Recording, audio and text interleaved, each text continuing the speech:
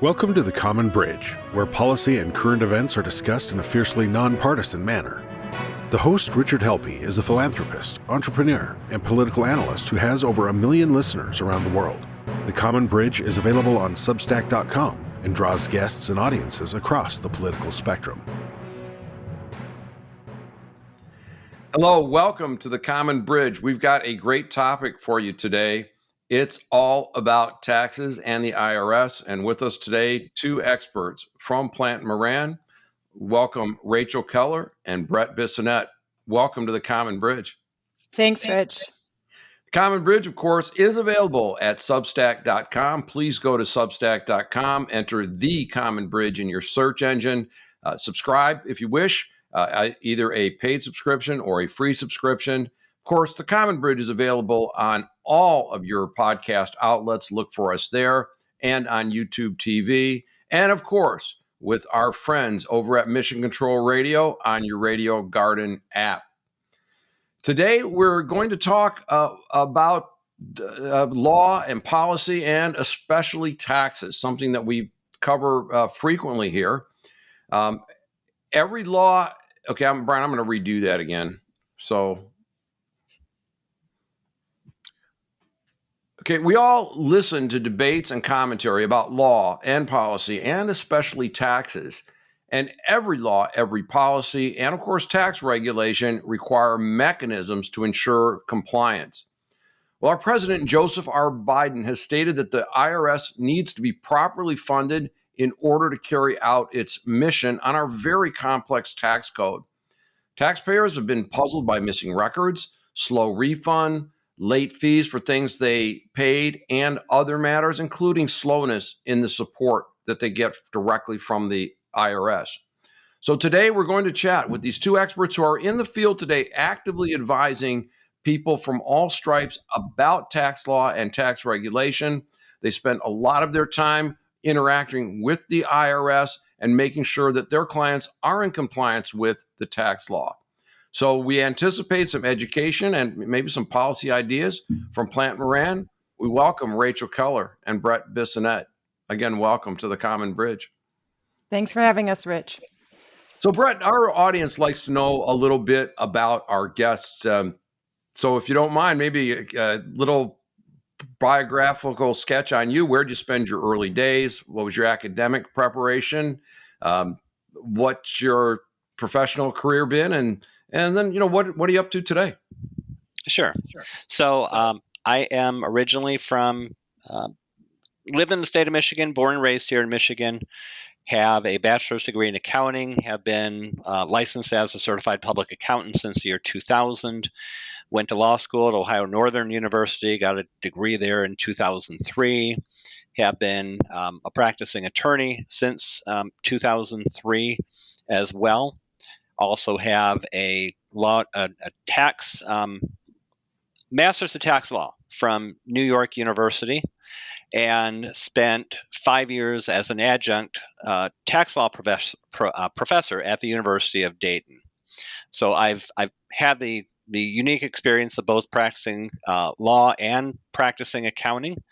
As far as me personally, I live in Davison, Michigan with my wife, Crystal, and I have a son, Ryan, who is just going to be starting high school next week.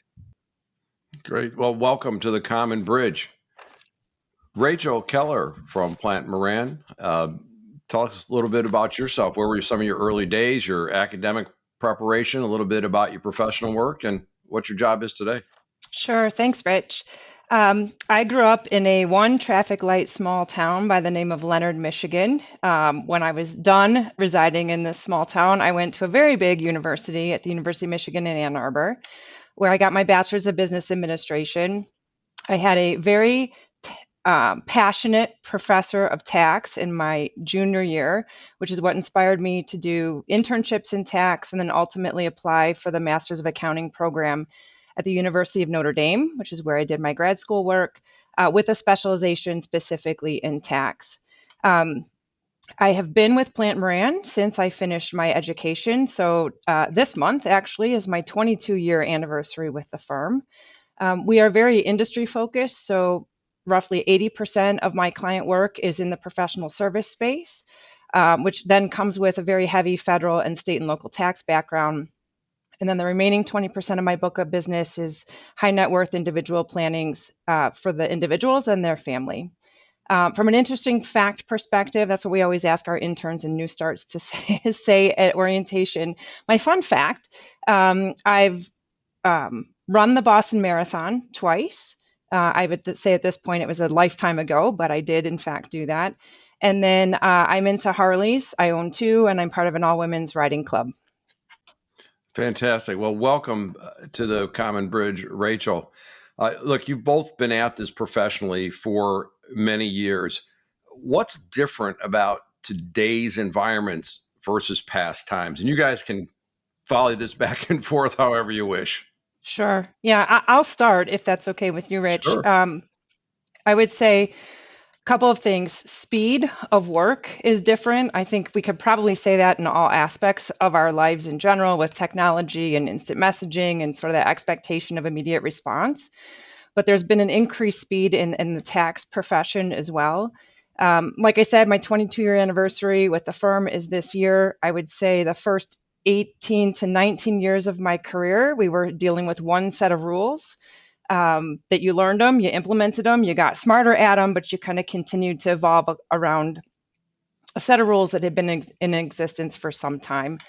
And then when the pandemic hit, I would argue we pivoted to this sort of immediately effective or retroactively effective law passing at a moment in time where we're expected to be the experts, and you can read that new legislation, Rich, the same day that we as professionals are reading it. So we've been, I think, drinking a bit from a fire hose, from a profession, and catching up on new rules and trying to help clients find opportunities and adapt as quickly as possible. And then, of course, and I'll let Brett speak to this a bit, but some of the challenges with the IRS and the understaffing issues that our clients are facing on a daily basis. Brett, what do you think's been different from past times? Talked about the speed and the complexity and the IRS not being able to keep up. What else? So one of my roles at Plant Moran is I lead the tax controversy practice, which deals with IRS exams, IRS notice responses, that type of thing. And to echo what Rachel said, it's the complexity that has gotten so much deeper than it ever was before. Congress puts in new laws and rules that don't have a lot of historic background to them, and everyone is left to try to figure out what they mean or what they could mean. And so there's a lot of variability there that has to be accounted for. As far as the IRS itself goes, one of the big challenges in dealing with them is they're a business too, and they were shut down and affected by the pandemic. And even now, they are still not fully back up and running to the point where they were before the pandemic happened. So they're trying to catch up at a point where they're not even going at the same rate as they were before, which just makes things worse. Well, Go ahead. The president said that that's the IRS just isn't been funded enough. And is it a matter of funding that the budget between fiscal year 2010 and 19 has been cut 20%, and that the number of people working at the IRS is down 20%? Was that pandemic related or budget related or something else? If you really look back at the last 30 years of the IRS, their manpower has dropped significantly. So I think it's fair to say that they were really in a poor position to respond to an event like the pandemic. Mm-hmm. To say that it can be just cured with additional funding, though, might be a challenge, because even if you hired 1 million new people today, those 1 million people have to be trained. They have to learn what they're doing. And the IRS has been challenged at just finding a small fraction of those numbers of people. Well, the bill pending in Congress right now, if I understand it correctly, would put more money, $80 billion, I believe, into the IRS should it become law. It looks like it's headed that way. Is that to play catch up, or is that as more enforcement, as some people have speculated? Yeah, I think that the details will come out. What I saw was 80,000 new IRS agents, and I don't know what that means, whether that is IRS auditors or whether that is a combination of auditors and additional people in the service centers. Over the last several years, the IRS has cut back on the number of service centers that it has open, which has been planned. But again, they don't have a great record right now when it comes to processing returns, which ends up in the long run creating a lot of additional work for taxpayers, tax professionals, and the IRS itself. So they're kind of a rolling thunder where one small problem of underfunding has led to another problem, and I can just imagine the backlog. These seem like results because the IRS isn't funded properly. What else are you seeing? And if there was a smart way to deploy that new funding, should it occur, where do you, in your estimation, do you two think it should go? Rachel, I'll let you speak to this first. Oh, you'll probably have the more interesting response, Brett. But the one thing, Rich, I was going to say, just from practical experience and perspective, when we talk about, resources at the IRS, not just human beings with technical skills in the area that they're responsible for, because that's an issue on exam. But just the technology aspect, in my intro kind of talked about speed and how quick we are to, get emails and texts and things like that. The IRS, from a system standpoint, is way behind. Is that right? Generally speaking, you cannot email documents to auditors, or they're not allowed to receive certain content in an email. I think only recently with the pandemic have we done more digital data transfer during audits. But I remember an exam of a client probably 5 to 7 years ago. The first item on what they call an IDR, which is the information document request, it's a list you get from the auditor on things that they want the taxpayer or the tax professional to provide. The first item listed was a copy of the tax return. To which my response was, why do you not have this? You selected us for audit and we filed the tax return on behalf of the taxpayer. What they get is worse than like DOS programming. It's a transcript that's just a bunch of numbers on a page. And so I'm sure Brett will have plenty of other colorful comments on where resources could go, but certainly a technology aspect is far behind sort of the rest of the universe, if you will. Indeed, it reminds me. I was a programmer many years ago, and we were stuck with things like CPU capacity and processing speeds and storage speeds, and so you got very thin presentation layers, or the way you're describing it, raw data dumps, versus what the rest of the world has become accustomed to. I can send a PDF document. I can receive an exact image. I can store it digitally. I can get it to you instantaneously. And, most of the world, other than parts of the not-for-profit sector, like the federal government, like healthcare, I can get it in an app on my phone. So that technology investment seems to make a lot of sense. I can't even imagine the size of the undertaking, but that makes sense to me.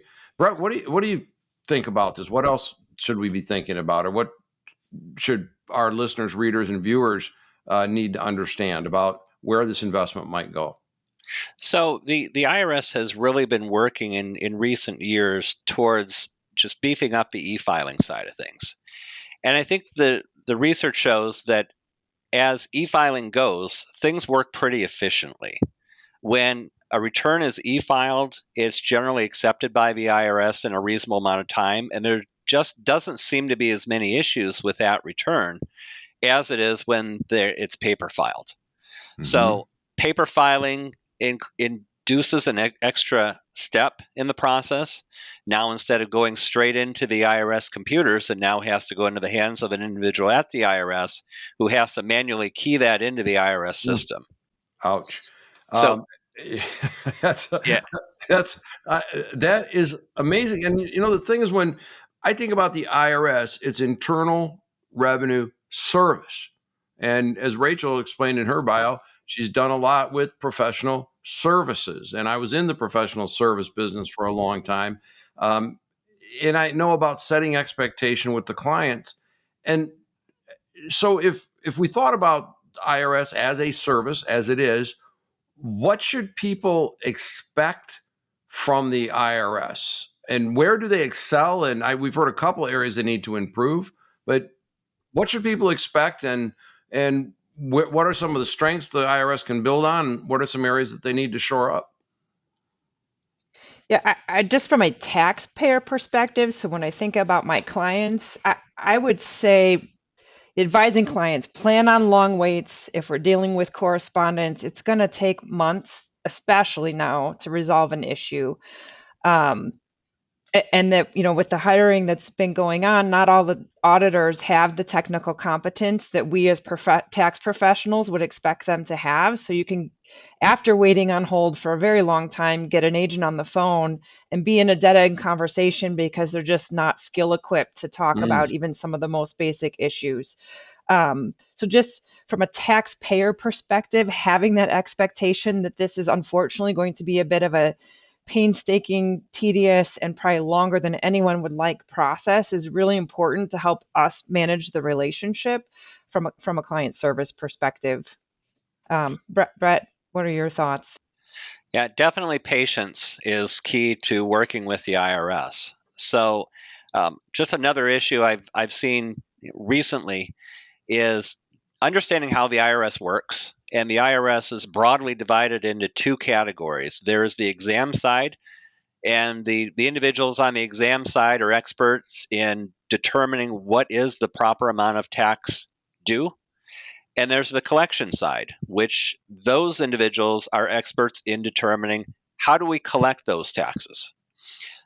Previously, you used to be able to call the IRS, and you might find an individual on the call that might be able to help you with both sides of it. For instance, a notice goes out from the IRS telling a taxpayer, you owe us, $10,000 or whatever the amount is. That's coming from the exam side. Now, it might have worked through the process far enough to get into the collection side to where the IRS is now looking to collect that balance. And the response back from the taxpayer may be, look, IRS, we really don't owe this, and here's why. So at that point, you really need involvement from both the exam side and the collection side. We used to be able to call the IRS and speak to an individual who would have some expertise in both and be able to say, okay, I understand the situation. I'm just going to put a collection hold on this until the exam side has a chance to work your response and clear the account if it's warranted. It's become much more difficult to do that recently. And now we're to the point where exam will send out a notice, or maybe it doesn't send out a notice. Maybe it gets lost in the mail, who knows? But collection's already up and running with it. So it takes sometimes 2 calls to the IRS, and sometimes that becomes part of the strategy in resolving, because with the collection rights that a taxpayer has, one of those rights is if they haven't had an opportunity through the exam side, you can get to a point if the IRS is challenging or trying to engage in involuntary collection of your taxes through a bank account seizure. That's a time when you can raise the level to appeals and have an appeals agent look at that and say, yeah, you really don't owe the tax if that's what you're asserting. So we've substituted sometimes appeals agents now having to do the work of people in a service center who might just have to punch in a number into their computer. That's just astonishing. Bad bureaucracy. So, but what happens to a person, if they need something from the IRS and they want to make this appeal, and now they're getting dunning notices, they're getting interest and penalties, I would assume, coming from the collection side of the house, and maybe, as you said, their bank accounts are being frozen. What's a taxpayer to do in a situation like that? And it really depends on the circumstances. One agency that can be helpful is the Taxpayer Advocate Service, and that is a branch of the IRS that is actually responsible for answering to Congress and not to the executive branch. They will frequently get involved. They have certain criteria. They can be very wonderful to work with. They can act as a liaison with the IRS itself. In some circumstances, they can substitute their judgment for the judgment of the IRS itself in the processing centers, and sometimes that can be done. Sometimes it's a matter of working through the process, and sometimes it's just a matter of waiting, because going to appeals is not a quick solution anyway. When it comes to information that might be needed from the IRS, there is the ability to go through a Freedom of Information Act request. That's been slowed down because of the pandemic. And so there's no one size fits all answer. Sometimes, though, it is a problem, as you know, because you'll get a notice from the IRS that'll say you owe X dollars, but really no good explanation as to why. So it does take some work behind the scenes sometime to say what's causing this. And in the end, it often becomes a lot more efficient to go through and retrace your steps to just document that I've done everything right here, and you should correct your records, IRS.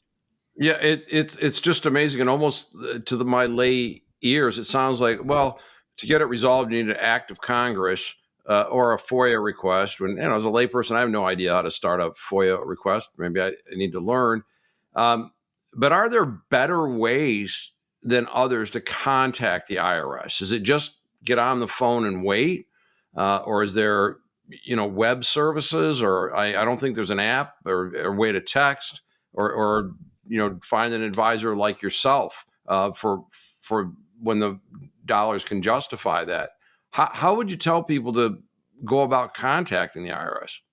Yeah, Rich, it's a great question, and I'll give you the standard tax answer. It depends. It depends on the issue and the Economists facts. give that answer too, by the way, so we've heard it before on the show. I know. So very true, though. You also used Yeah. the F word there, which I hope was a misstatement. You said it was faxed. I mean, who faxes these days? The IRS. I was wondering what happened to all those machines that everybody got rid of. I think we've answered that question. Yeah, I mean, I'm sure most businesses are going the route of Plant Moran where it's e-fax, but you have to send in a signed power of attorney authorizing someone to speak on your behalf if you're the taxpayer. Most instances, what happens is we get the paperwork signed, we get on the phone and get an agent on the phone. They provide you the fax number that is at their workstation, and then you sit and wait on hold while they stand at the fax machine to collect the document to be authorized to speak to you about the taxpayer situation. Wow. As you said, there's this thing called email and DocuSign, and modern conveniences like the PDF file. Amazing. And look, there's been a lot of reports about the service problems, including refund delays, insufficient refund information online. And one report I was reading in preparation for this said that only 29% of calls for taxpayer assistance are being answered. How could that possibly be? Or is that more pandemic related? I think that's probably more historic. And Oh, I think the numbers I've seen more recently are lower than that. So if I'm a taxpayer and I need to contact the IRS, let's say it's been misbilled, as we've been talking, I'm going to go into a lottery where I may have, 1 in 5 chances that anybody's actually going to talk to me. They're even going to pick up the phone. And then another layer of whether that person has the skill set to help. Another layer, maybe they don't have the technology to help me. This can't be good when I look at, let's put another 80 billion into this. So from listening to you two, it sounds like there were a lot of issues going on, and then the pandemic response really just crushed things. Am I getting close to that? I think that's fair. Wow. Most of the time, though, the IRS gets it right. I mean, we're talking about the outliers, and I see a lot of the outliers. And Rachel, you probably see fewer of the outliers, but you still see a fair amount.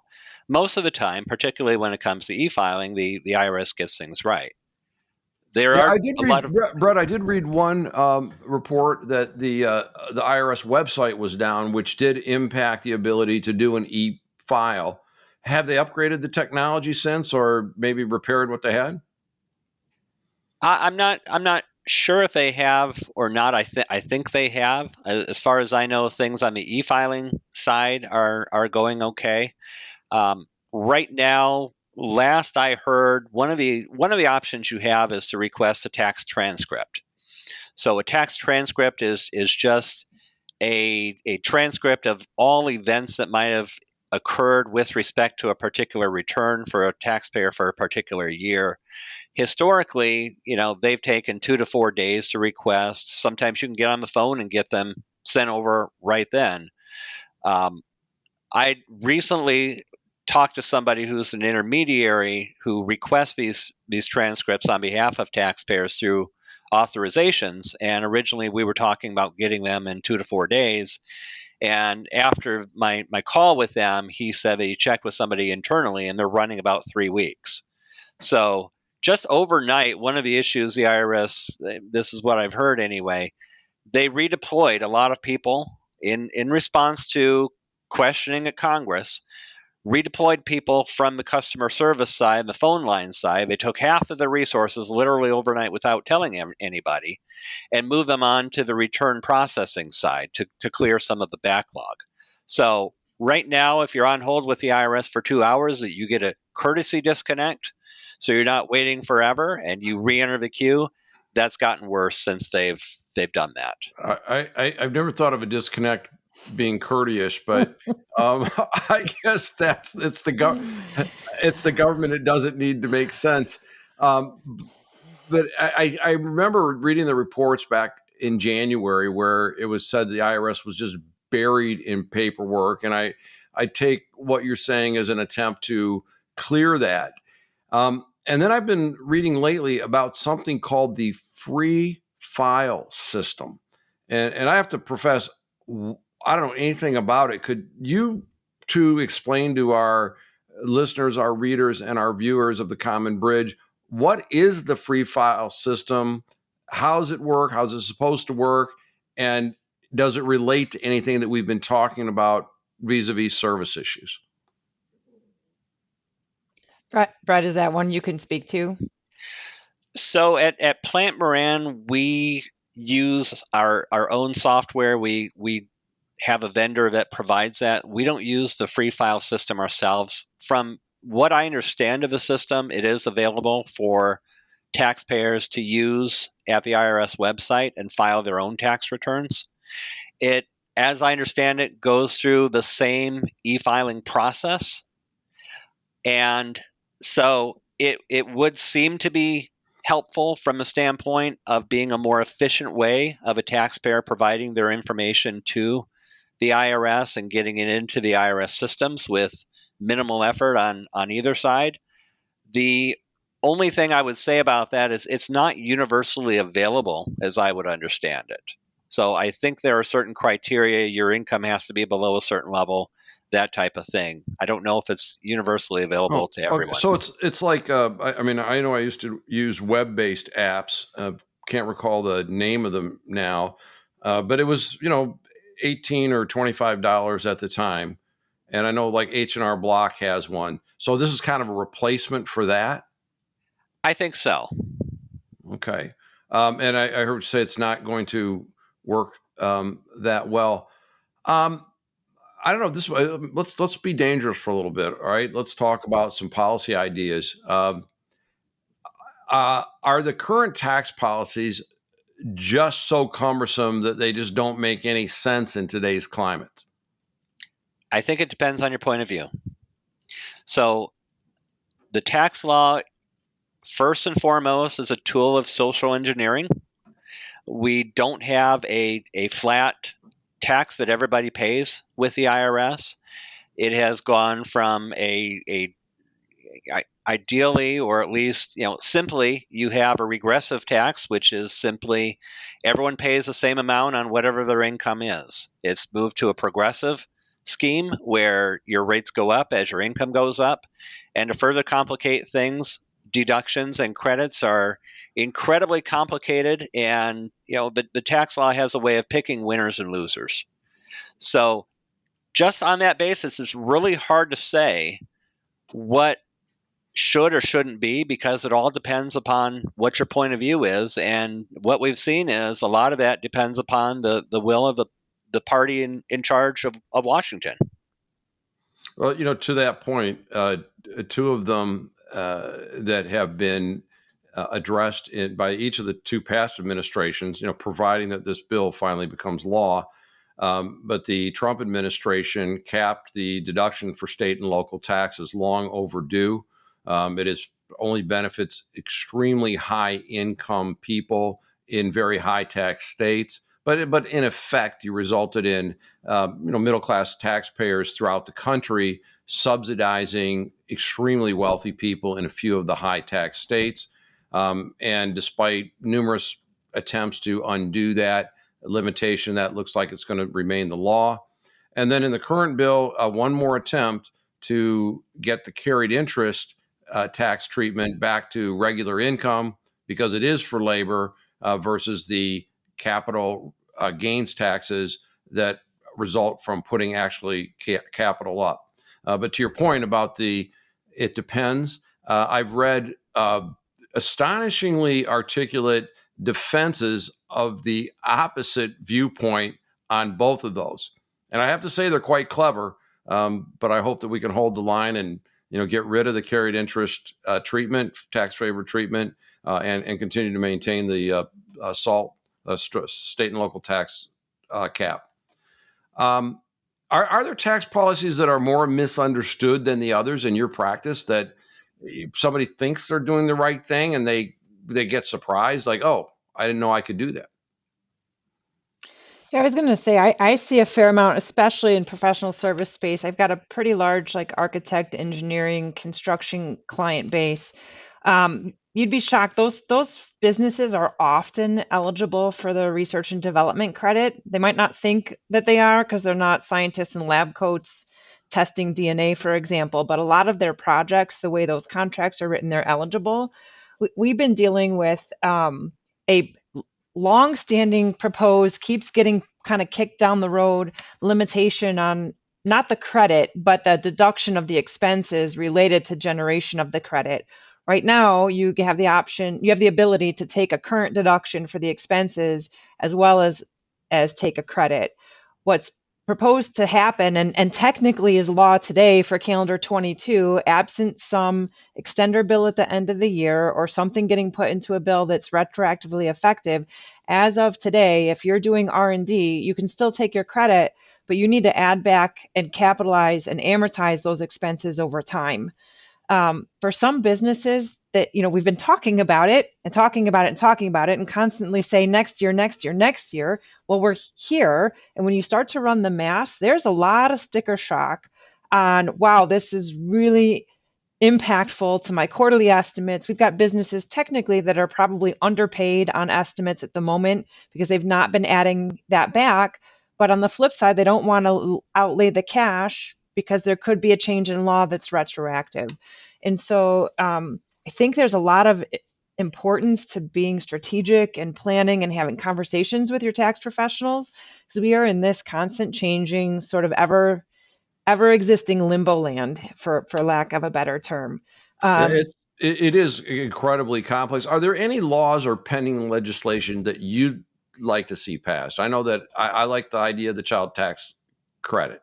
But in your practice, do you ever get frustrated and say, you know what, that legislation doesn't belong here, or we need a regulation that does X, Y, or Z? Yeah, Brett, do you have any gut reaction to that? So there's a lot of different proposals that have been out there. To really identify an opportunity for an individual taxpayer, it becomes a matter of looking at their current situation. There's a lot of structuring options. Sometimes it's more efficient to combine taxpayers into a single, business structure. Those types of things. From an overall policy standpoint, it's really hard to say. But one thing I'd like to see is just some of the complexity become reduced. And when it comes to Washington, every time they talk about making it simpler, they end up making it more complex. Indeed. there's actually been task forces to make things more streamlined in the healthcare industry, for example, and all it does is result in even more process and more collisions amongst policy. You two have been really generous with your time, first of all, and I feel like we've barely scratched the surface, but I think it's such an important topic. It's not being covered in what we would hope the news would be able to tell us about. You all ought to be on a cable news channel or at least on local channels telling people about this. But we do have a growing audience at the Common Bridge now, reaching several million people. And so this will be heard. So with that audience, what didn't we cover today that perhaps we should have talked about? Brett, you have some key points. I'm sure the list is long. Yeah, and from a procedure standpoint, the key is to, number one, remain patient with the IRS. Sometimes it does take sending several letters in. Another suggestion is make sure that you're getting good advice as to the proper step in the process that you're in, because the IRS does have deadlines imposed by law that if you miss those deadlines, you can get to a point of no return. And overall, the best way to deal with the IRS is not to deal with them at all. So in a perfect world, your return is submitted and everything's perfect. There's nothing that's caught by an IRS system that would generate a notice or anything that would require you to enter into this labyrinth of notice responses. And you're back to just having to suffer along with everyone else with the possibility that your return might be audited, as opposed to having to respond to a mistake on your return. Well, I hope that all of our listeners, readers, and viewers heard that part. That two really important things that I heard was, number one, be patient, and number two, an ounce of prevention. That if you get proper counsel on the way in, you won't be dealing with audits and penalties and things on the way out or after the fact. As we kind of move to wrap up here, I'm going to ask kind of an omnibus question, and you can take it as kind of a lightning round. But advice for our viewers, maybe if there are any policy recommendations for the IRS so it can fulfill its mission. I mean, we do need to run the government. And then, maybe any closing thoughts that you might have. And I don't know who wants to go first, but the floor is yours to bring us home here. Yeah, I'll go first. I mean, I think Brett alluded to this earlier and kind of indirectly in his last comment, like using the e-file system whenever and wherever possible is tantamount to success. But it's not just the transmission of the return, like making sure that the tax return itself is accurate so that there isn't a subsequent inquiry from the IRS, because once you're in that inquiry process, you're back to phone calls, paper, time delays on processing paper, that just become very cumbersome. I had another thought, but it totally escaped me. Oh, I remember now. So the other piece of advice I would suggest is there is an online system on the IRS's website for making payments for estimated taxes, balance due with return. You can make your extension payments online. Rich, when you mentioned earlier about an e-file system down, I think it actually was the payment system, like the day before a quarterly due date 6 or 9 months ago, where people were trying to make payments online and literally could not submit, unfortunately. However, I still would strongly encourage people use that system. You can either link to a bank account or you can, for a fee, pay with a credit card, but at least your payments getting posted under your social security number. There's a data ID verification process that you go through when you go to make that payment online. Because a lot of clients still and taxpayers still mail paper checks. And if that check is literally lost in the mail and you didn't send it certified where there's proof of receipt of timely filing, we stand in an uphill position to try to argue abatement of penalties and interest. And I've got a client with that exact situation, made his extension payment, did not send it certified.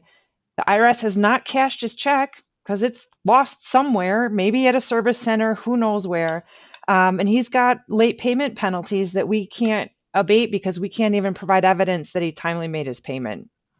But Rachel, again, thank you for You're welcome. that insight. And we're just, again, barely scratching the surface on this, but I think it's been a fascinating conversation. Brett, same thing. Any actions that you could recommend people take, or policies for the IRS, or, maybe, who knows, maybe from a policy perspective, what's the worst thing we could do, or any closing thoughts that you might have?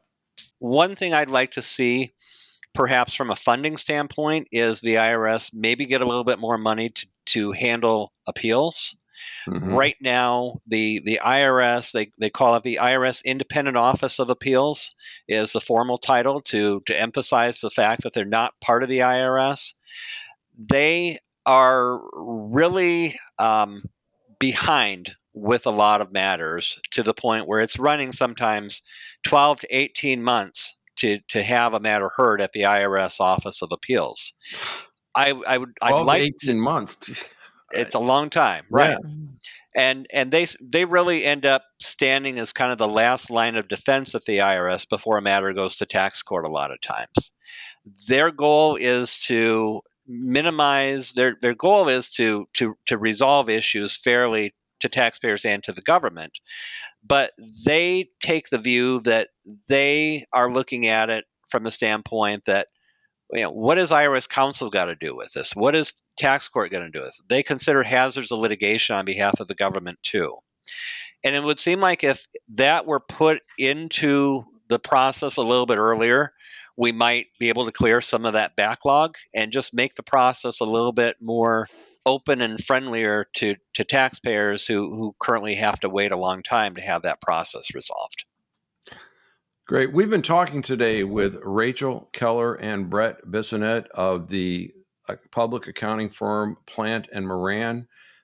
Please look them up on their website. I can attest they're a great firm to work with. We've been covering the IRS today and some of the challenges facing us.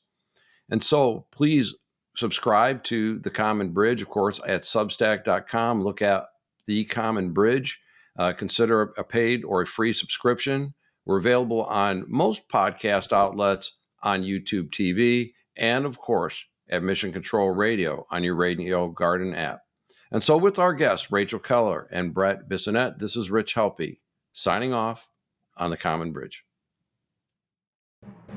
Thanks for joining us on The Common Bridge. Please subscribe to The Common Bridge on substack.com, where you can find more interviews, columns, podcasts, video, and other nonpartisan discussions to the problems of today. On Substack, you can access the full archive and bonus columns, podcasts, and interviews for only $5 a month. Please go to substack.com